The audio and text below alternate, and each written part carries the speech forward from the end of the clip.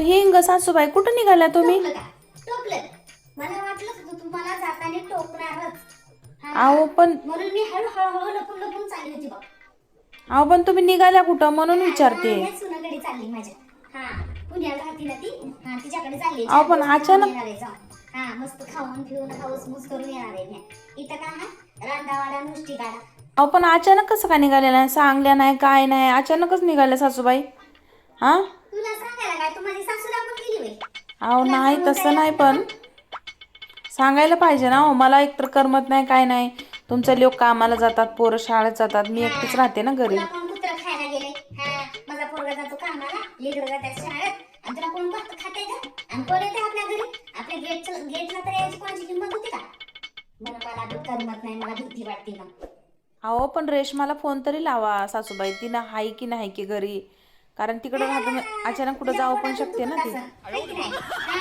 म्हणूनच म्हणाली फोन लावा म्हणून, है की नाही? तुला कधी बरं वाटतंय?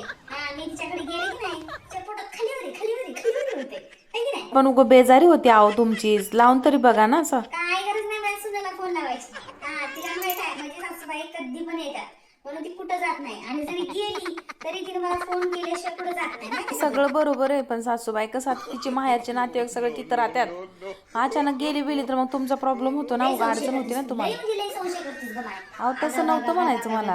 अगं थोडी तरी निमित्त पाहिजे संशय करण्याचं. विचारून तर बघा ना. बरं वाटते.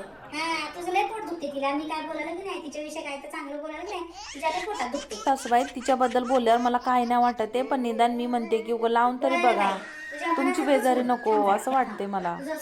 लावून बघा. थांबच तू आता 1 मिनिट थांब.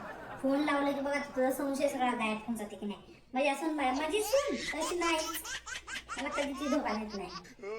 हॅलो सुनबाई. बोला की. बोला हॅलो तुम्ही. हॅलो. अहो सासूबाई नका येऊ, आम्ही 8 दिवस की कोकणामध्ये गेलो फिरायला.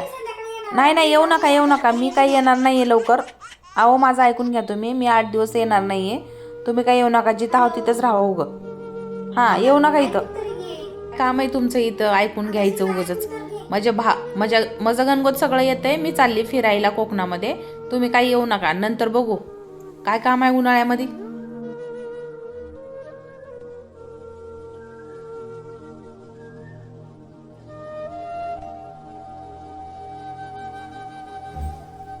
सुनबाई तू खरं बोलत होतीस बघ. तू एवढी म्हणजे आपुलकी करतोस, खाल्लं नाही म्हणतोस, पिल्लं नाही म्हणतोस, एवढं सगळं मला विचार करतोस माझ्यासाठी. तरी मी तुला किंमत दिली नाही बघ कधी. कधी मी तुला समजून घेतलं नाही बघ सुनबाई मला माफ कर बर की. तू मला एवढं खालीवरी बघतोस, गोळ्यात घेतलं नाही म्हणतोस, खाल्लंच नाही म्हणतोस, पिल्लंच नाही म्हणतोस, सगळ्या गोष्टी माझ्यासाठी करतोस. तर तुला मी कधीच भाव दिला नाही, कधीच तुला किंमत दिली नाही बघ सुनबाई. मला माफ कर ना सुनबाई. हो सासूबाई तुम्ही असं कशाला बोलताय? अहो असं नका बोलू, कारण ती पण सुने, मी पण सुने तुमची काही चूक नाहीये. अहो तुम्हाला वाटलं, तुम्हाला कंटाळा आला म्हणून तुम्ही जायला बघितलं, पण ती पुढची समजून नाही घेतली, त्या तुमची काय चूक आहे? नाही तुम्ही मला माफी नका मागू, कारण तुमच्या मुलाचं घर आहे सगळं. अहो तसं काही नाही. अहो तुमची कशी मला सवय लागली ना, त्याच्यामुळे मला करमत नाही. अहो आले मी चहा घेऊन.